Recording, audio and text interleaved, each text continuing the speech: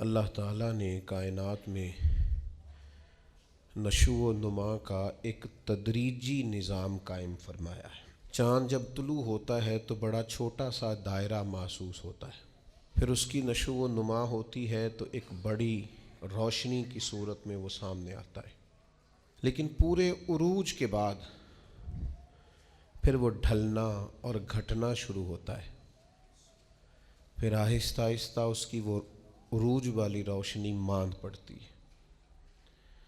اور کچھ دن اس پر ایسے آتے ہیں کہ بالکل دکھائی نہیں دیتا۔ سورج کی شعاعیں جب سورج صبح نکلتا ہے تو ماند ہوتی ہیں، پھر وہ اتنے عروج پہ ہوتا ہے کہ کوئی اس سے آنکھ نہیں ملا سکتا، لیکن شام کو پھر وہ اپنے زوال کو دیکھتا ہے۔ درخت ایک چھوٹے سے پودے کی صورت میں ہوتا ہے، کبھی کبھی یوں بھی لگتا ہے کہ ہو سکتا ہے کہ تیز پانی آئے یا آندھی آئے تو اس کو جڑ سے اکھیڑ دے، لیکن پھر وہ جب پورا جوان ہو جاتا ہے تو پھر بڑے بڑے طوفانوں میں بھی کھڑا رہتا ہے، پھر اس کا بال بھی بانکا نہیں ہوتا، لیکن پھر ایک وقت خزاں کا آتا ہے جب اس کے پتے جھڑتے ہیں، جب پرندے اڑ جاتے ہیں،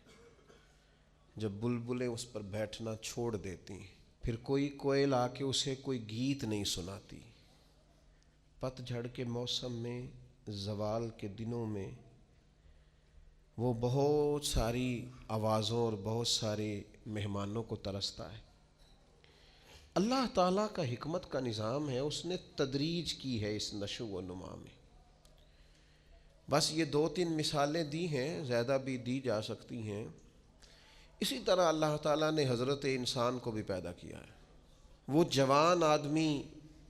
جو محنت مزدوری کرتا ہے، دوڑتا ہے، بھاگتا ہے، آتا ہے، جاتا ہے، رزق کماتا ہے تو کئیوں کو پالتا ہے۔ یہ جب بالکل چھوٹا تھا نا تو اسے کھڑا بھی نہیں ہوا جاتا تھا، اس کے والدین انگلی کے سہارے چلاتے تھے۔ آج جو کئیوں کو کھلاتا ہے کما کے اللہ کی توفیق سے، ایک وقت یہ تھا کہ یہ اپنے ہاتھ سے لقمہ اٹھا کے منہ میں نہیں ڈال سکتا تھا، اس کے ماں باپ اس کے منہ میں لقمے ڈالتے تھے، اس کی ماں اس کے لیے خدمت کرتی تھی، پھر اس کو عروج ملا، پھر اس کو باکپن ملا، پھر اس نے دنیا دیکھی، پھر اس نے دوڑنا بھاگنا دیکھا، پھر اس نے بڑی بڑی گاڑیاں چلائیں، پھر اس نے بڑی بڑی ٹرینیں چلائیں، پھر وہ پائلٹ بنا، اور اتنا بڑا جہاز منوں ٹنوں کے حساب سے وزن لے کے یہ اللہ نے اس کے قبضے میں دیا، یہ لے کے گیا بھی، یہ لے کے آیا بھی۔ جوانی عروج والی اللہ نے عطا کی، لیکن پھر وقت ڈھلا،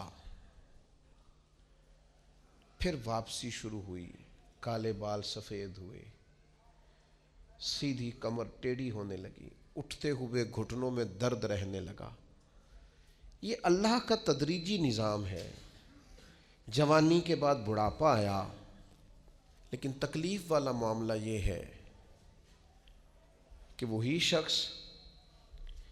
جس طرح اللہ ماشاء اللہ جوانی میں خود بھول گیا تھا کہ مجھ پر کبھی بچپن بھی تھا، میں کبھی کمزور بھی تھا، هل اتى على الانسان حين من الدهر لم يكن شيئا مذكورا، انسان پر ایک وقت وہ بھی تو گزرا ہے جب یہ کوئی قابل ذکر چیز ہی نہیں تھا، اس کا نام تک نہیں تھا۔ جس طرح جوانی میں یہ بھول جاتا ہے نا مجھ پر بچپن بھی تھا، اسی طرح جب یہ بوڑھا ہوتا ہے تو بعض اوقات بچے بھی بھول جاتے ہیں۔ ان کا خیال ہوتا ہے کہ شاید ابا ہی بوڑھا ہوا ہے، دادا ہی بوڑھا ہوا ہے، ہم نے شاید نہیں ہونا۔ وہ بڑی جلدی بوڑھوں کو سکریپ کا مال بنا دیتے ہیں، ان کے لیے چارپائیاں سٹور روم میں لگ جاتی ہیں،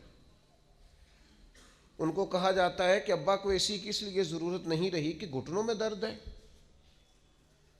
ان کو یہ کہا جاتا ہے کہ چونکہ ان کا سامان ہی مختصر سا ہے لہذا بڑے کمرے کی حاجت ہی نہیں ہے۔ دھیرے دھیرے بزرگوں کے ساتھ لوگوں کا رویہ سخت ہے۔ اللہ تعالیٰ نے والدین کے سارے حقوق بیان کر کے پھر آخر میں فرمایا کہ دعا مانگو،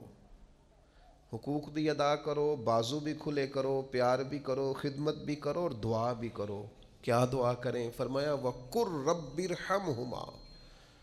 مجھ سے کہو، دعا کرو میری بارگاہ میں، کہو رب ارحمہما، یا اللہ ان دونوں پہ رحم فرما، کما ربیانی صغیرہ، جیسے انہوں نے مجھے بچپن میں پالا تھا۔ ان کی خدمت کرو اور پھر میرے حضور ان کے لیے التجائیں بھی کرو۔